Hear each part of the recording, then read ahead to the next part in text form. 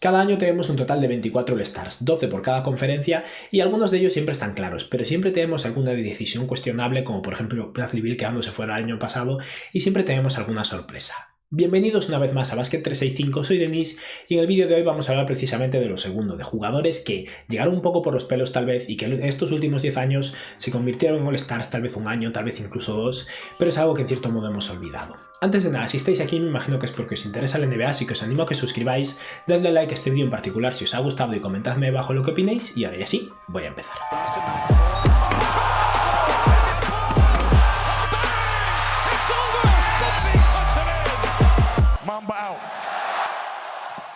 Las plazas de All-Star están limitadas, siempre hay algún jugador que no consigue entrar y se acaba quedando fuera. Un caso muy claro es por ejemplo el de Mike Conley, que en bastantes de sus años en Memphis era un claro jugador de nivel All-Star, de calibre All-Star, pero que no conseguía plaza porque el oeste siempre ha sido una conferencia más complicada. Sin embargo, dado que esas selecciones de All-Star están clasificadas por posición, guard, forward y center, en ocasiones algún jugador que tal vez no sea uno de los 24 mejores de ese año, gracias a una ventaja posicional y una conferencia más débil en esa posición en particular, puede llegar a hacerse un hueco. Algunos de estos jugadores puede que se lo hayan merecido más que otros, pero desde luego el hecho de haber llegado hasta aquí indica algo y está bien recordarlos. En primer lugar, quiero hacer 3 menciones honorables de jugadores que han sido All-Star en estos últimos 2 años y que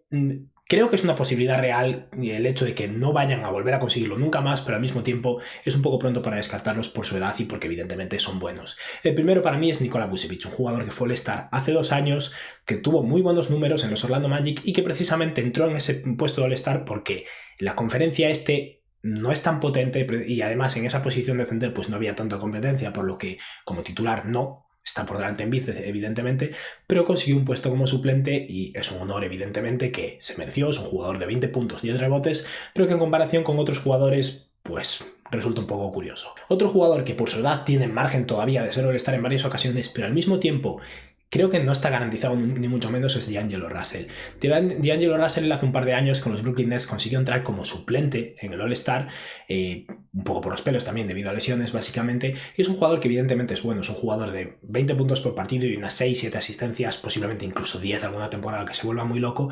pero precisamente la posición de base y escolta siempre es súper potente, y ahora que está en la conferencia oeste con los Timberwolves lo tiene todavía más complicado. Por eso no me sorprendería que en el futuro nos acabemos olvidando de que D'Angelo Russell ha sido All-Star y que no consiga repetirlo nunca más, independientemente de que sea un jugador de calibre All-Star. Y el último jugador del que quiero hablar en esta categoría sin más de menciones honorables es un jugador que fue All-Star el año pasado, titular del All-Star, y que posiblemente vuelva a repetir, pero tal y como están siendo las cosas ahora, después de lo que he visto en la burbuja y después de este comienzo, empieza a ser un poco preocupante y es Pascal Siakam. Siakam tiene todo el margen del mundo todavía de corregir su situación y de volver a ser el jugador que era, evidentemente. Pero a día de hoy es un poco preocupante y no me parecería tan raro que dentro de 6 años nos hayamos olvidado que Pascal Siakam fue All-Star en una ocasión y simplemente sea un buen titular. Espero que no sea lo que pase, pero es un miedo real. Ahora vamos a hablar ya de jugadores que estoy casi seguro de que no van a repetir y creo que ya entran un poco en esa categoría. Voy por orden cronológico, por lo que primero serán los All-Stars más recientes y acabaremos con los que son más cercanos al año 2010, dado que la última temporada de la que voy a hablar es la 2010-2011.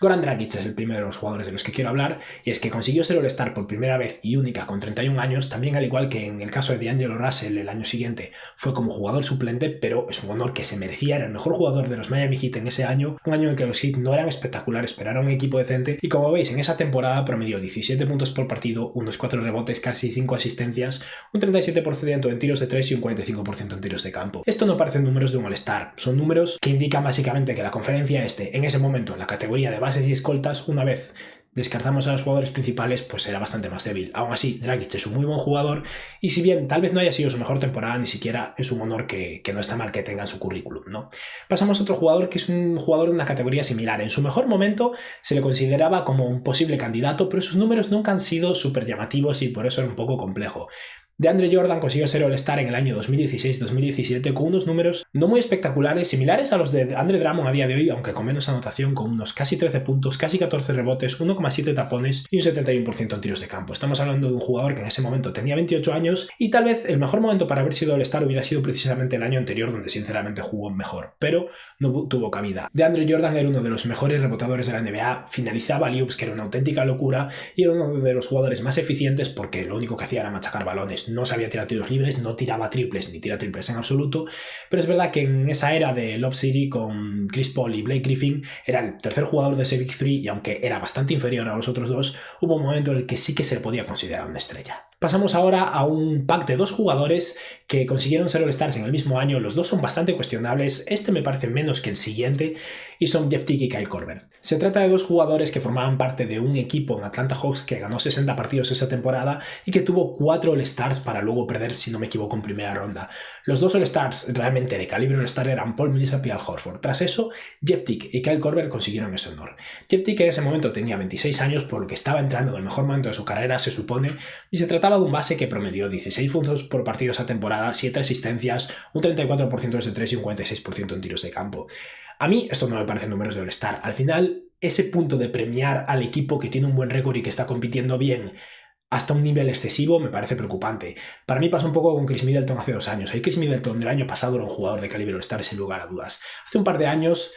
me pareció un poco más forzado. Los Bucks eran buenos y por eso decidieron añadir un segundo All-Star, pero no era el mejor jugador de los disponibles. El caso de Jeff Teague es similar. No he comparado el resto de números de esa temporada, pero no creo que fuera el mejor jugador disponible para entrar en un puesto como All-Star en la conferencia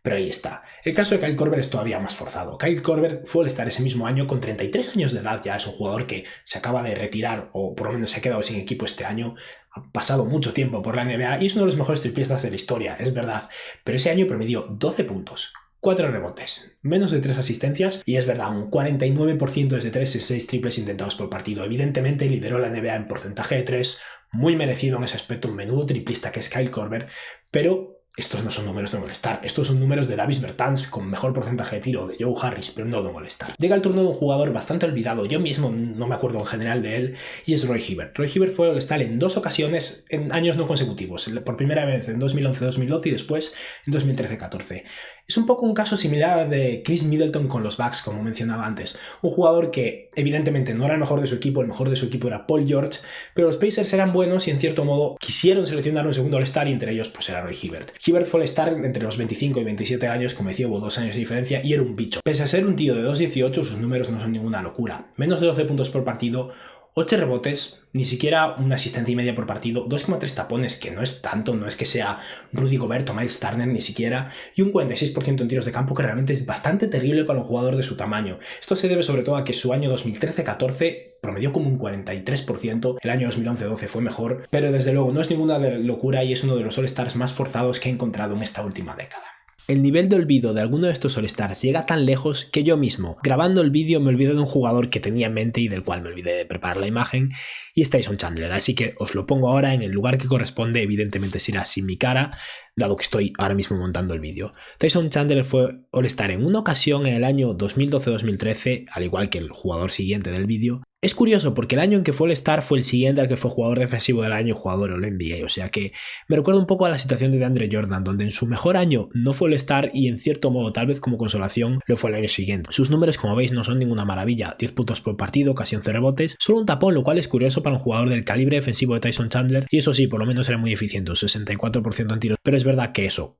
el año en que tal vez debería haber sido All-Star era el anterior. Y ahora volvemos a mi careto. Ha llegado el turno de un jugador que en su momento era un jugador franquicia, alguien que tenía un estilo de juego relativamente similar a Roy Hibbert y que sin embargo ha envejecido súper bien, y es Brook López. Brook López era el mejor jugador de los Brooklyn Nets en su momento, de los New Jersey Nets antes de eso, y luego pues fue cuando le llegó la ayuda con Kevin Garnett, Paul Pierce y ese grupo de veteranos, ¿no? Pero en su mejor temporada en 2012-2013 llegó a ser All-Star promediando más de 19 puntos por partido, solo 7 rebotes, 2 tapones por partido y por lo menos una mejor eficiencia, un 52% en tiros de campo y un 76% desde 3. En aquel momento Brook López no tiraba triples, se ha reconvertido totalmente y es gracias a eso que en cierto modo no es un Roy Hibbert y todavía sigue en la NBA. Es un tío también muy grande, no tan alto como Hibbert, pero con 2 metros 13 de altura y 2,27 de envergadura y con 24 años de edad en su momento era un jugador súper prometedor. En cierto modo ha sido una decepción porque estamos hablando de un jugador que era All-Star con 24 años y que se esperaba muchísimo progreso por su parte y en cierto modo se ha quedado nada. Aún así es un jugador que está teniendo una buena carrera, una carrera longeva, así que bien por él. Y pasamos a alguien que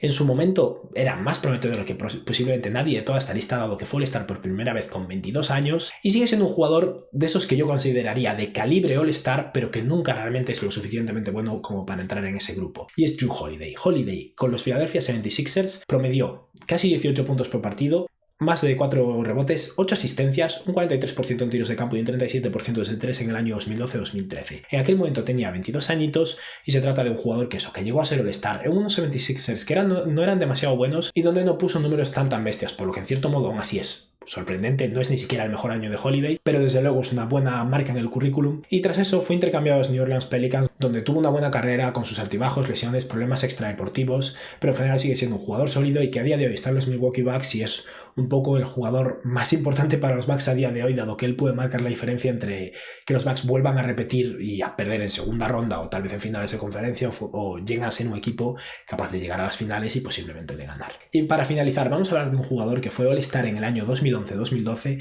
antiguo compañero de Jrue Holiday, y es Andre Iguodala. Iguodala es un jugadorazo, un tío que sigue en activo con sus 36-37 años de edad, MVP de las finales como los Golden State Warriors, posiblemente debería haber ganado un premio a sexto hombre del año, pero en medio de la nada, en el año 2012, con los 76ers en un equipo que no fue especialmente bueno, Iguodala ganó el honor de ser All-Star con unos promedios de 12 puntos por partido, 6 rebotes, 5,5 asistencias, algo más de 3 triples intentados, un 39% desde 3, creo que este es el mejor año en porcentaje de tiro de su carrera, pero números desde luego súper sorprendentes por un All-Star. Estamos hablando de un jugador que en ese momento pues pone números un poco superiores a los de Marcus Smart al día de hoy. Iguodala es un jugador que aporta mucho más que lo que se ven en sus números, un defensor de élite, muy bueno también robando balones, un playmaker muy sólido para su tamaño, ya se vio ese mismo año, pero desde luego resulta curioso que fuera All-Star cuando un par de años antes había llegado a promediar casi 20 puntos por partido. En ocasiones siempre resulta difícil valorar esto y hay veces que nos pueden sorprender bastante, pero desde luego, aunque no fue el mejor año de Iguodala, creo que tuvo años mejores en los Warriors aunque fuera desde el banquillo y años mejores en los 76ers un poco antes. En el año 2012 Iguodala fue All-Star. Y bueno, este es el último jugador de la lista. Si hubiéramos retrocedido un poco más, nos hubiéramos encontrado con jugadores como Chris Kaman o Keyman, no sé bien cómo se dice, en Los Ángeles Clippers, que puso unos números bastante flojos también y fue All-Star creo que en el año 2009, pero quería hacer una lista de simplemente estos últimos 10 años y nada. Esto ha sido todo por hoy, espero que os haya gustado el vídeo y que tengáis un buen día. Adiós.